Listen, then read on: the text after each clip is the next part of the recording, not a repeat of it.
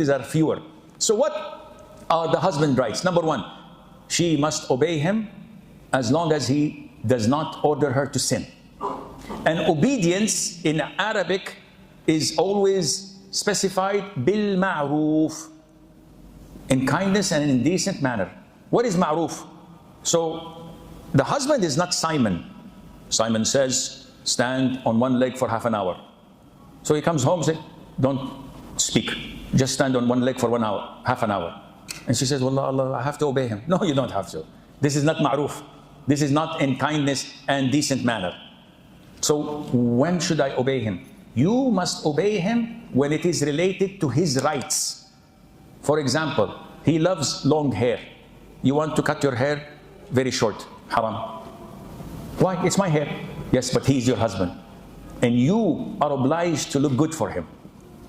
He says, I don't want you to eat onions or garlics. Why?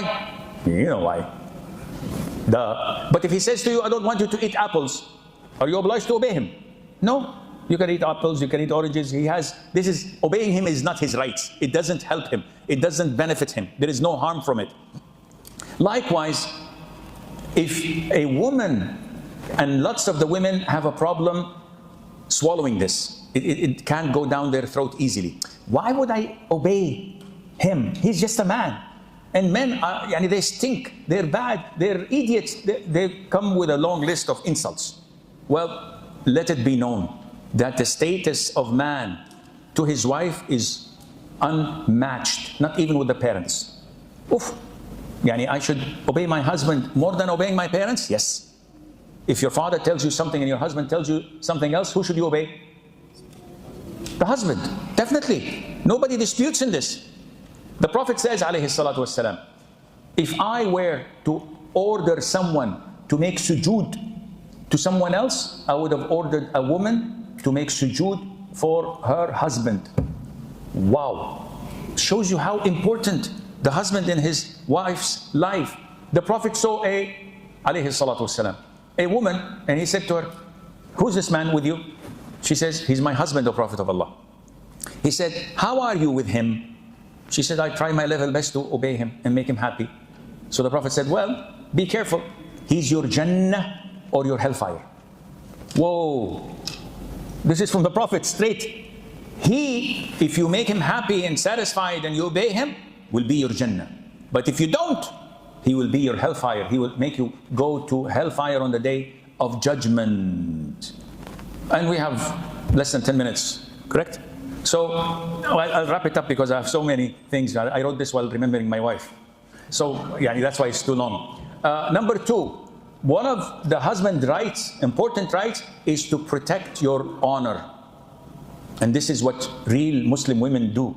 They protect your honor. She would never cheat on you or disgrace you or bring anything that would tarnish your honor. And she would protect and safekeep your wealth and your children. Allah says in the Quran, so righteous women are devotedly obedient, guarding in the husband's absence what Allah would have them guard. They protect you when you travel, when you go, they preserve their chastity. Number three, one of the rights of the husband is that the woman takes care of herself and beautifies herself. This is a form of worship. Lots of the sisters work on their bodies, on their diet. They go to the gym or practice and work out in the home to have a good physique to please their husbands. Wallahi, they're working out with this intention is ibadah. And they're being rewarded as if they're doing night prayer. But some of the sisters fail to see this. And they lose weight, they lose focus. So many sisters come in the counseling sessions and Sheikh, my husband is always criticizing my weight and he's doing this, he's doing that, and I can't stand that anymore. I said, okay, how much do you weigh? She says, only 110 kg. What? Is he married to an 18-wheeler? 110 kg? That's a lot of weight. And how tall are you? She said, 158 centimeters, almost 5 foot. That's a lot of weight. You let yourself go. Okay, sometimes you're lost in life, too many kids, working in the house. But now, this is a fork of the road. The husband, I sit with him and I speak to him. I said, Sheikh, I can't.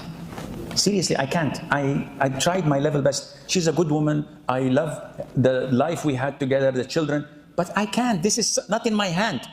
So what should we say? Either he goes to haram or gets married again. Third option, take care of your body and hit the gym. So this is in your hand. You have to take care of yourself, and this is a form of worship. Number 4, women must stay home. Allah mentioned in the beautiful verse number 33, surah number 33. Yani this is a perfect number, 3333. You will never forget this. What does Allah say in this ayah? وَقَرْنَ فِي بُيُوتِكُنْ. Allah is addressing the mothers of the believers, the wives of the Prophet, where He says, subhanahu wa ta'ala, and abide in your houses and do not display yourselves as was the display of the former times of Jahiliyyah. Allah says, abide in your homes. So you may go out when needed. When your husband allows you to do so, no problem.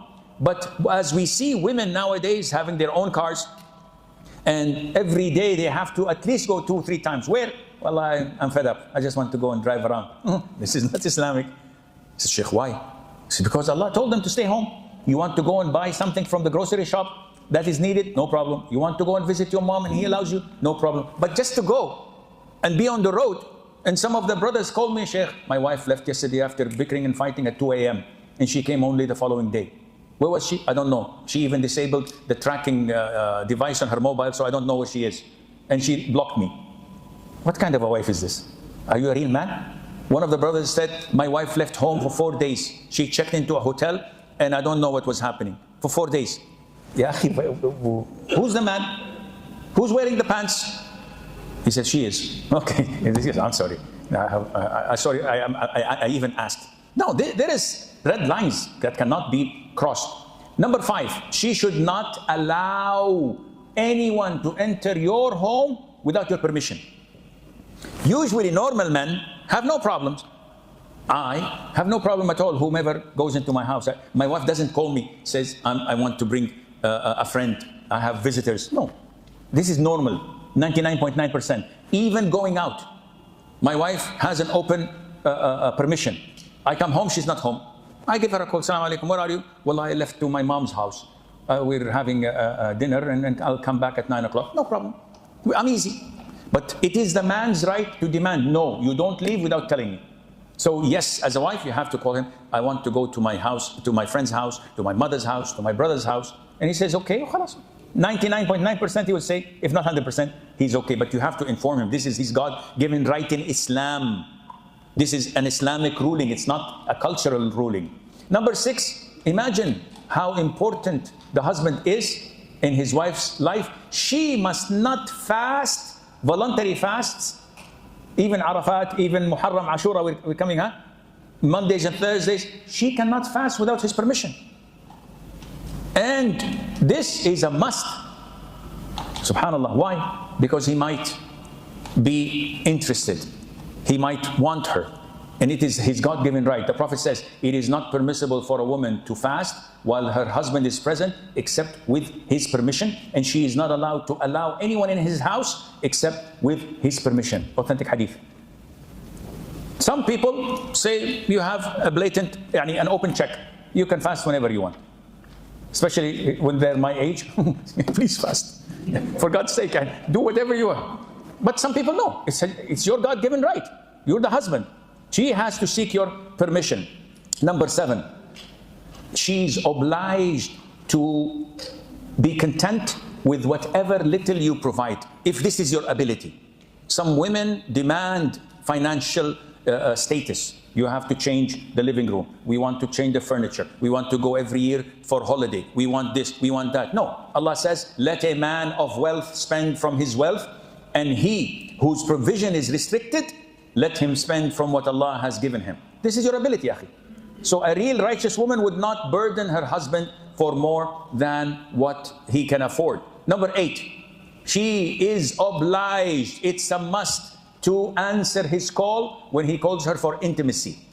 Any time of the day, no matter what the circumstances are. And if she doesn't, Allah will curse her. The Prophet says, when a woman goes to bed abandoning her husband's right of intimacy, the angels curse her until she comes back. And when the angels curse, do you think Allah will respond or not? Of course.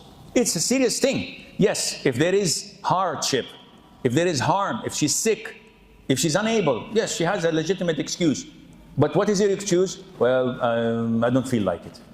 Yesterday I told him, take me to my father's house to visit. He refused, so I'm punishing him. Khalas, get ready for the curses of the angels.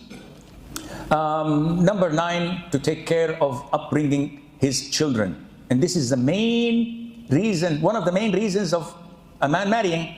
When you marry so that your wife would take care of your children and teach them Islam, teach them Quran, teach them prayer, because you're out there trying to make a living and secure their future.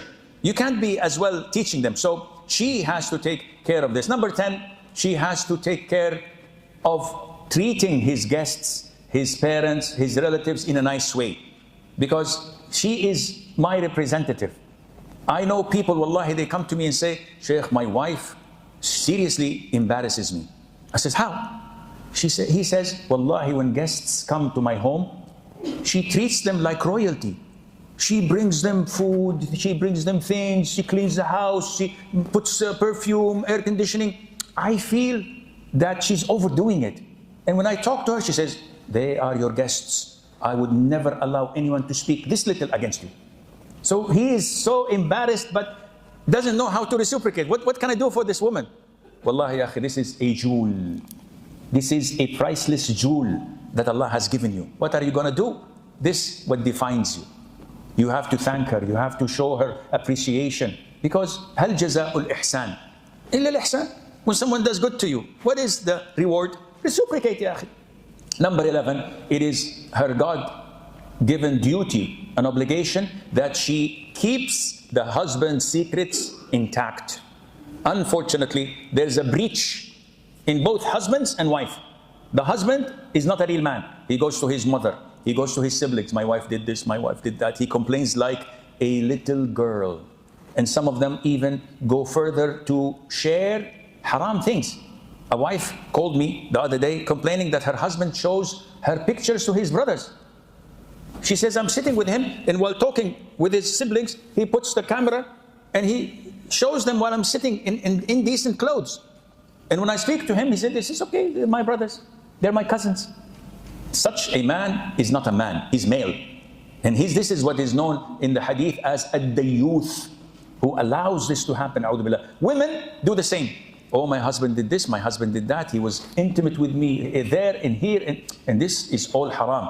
What happens in Vegas, stays in Vegas. What happens in the bedroom, stays in the bedroom. Don't go leak things. And the moment you go and do the cardinal sin, which is when you go and complain to your mother.